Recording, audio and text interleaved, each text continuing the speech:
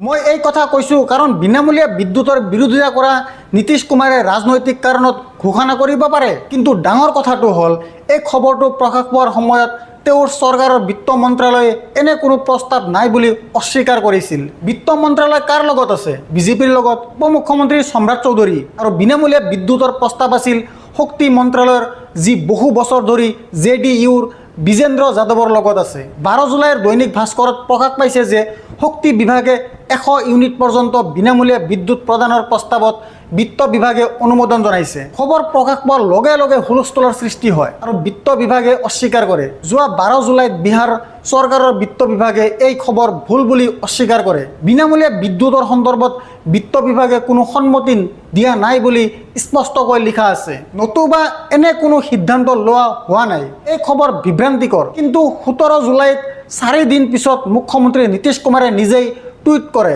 আৰু সেই টুইটে আলোড়নৰ সৃষ্টি কৰে। যি খবৰ অস্বীকাৰ কৰা হৈছিল, এতিয়া সেই অস্বীকাৰ এক প্ৰকাৰে অস্বীকাৰ কৰা হৈছে। ৰাতিপুৱা 8 বজাত মুখ্যমন্ত্ৰী নীতিশ কুমাৰে টুইট কৰে যে আমি আৰম্ভণিৰ পৰা সকলোকে সস্তীয়া দৰত বিদ্যুৎ যোগান ধৰি আহিছোঁ।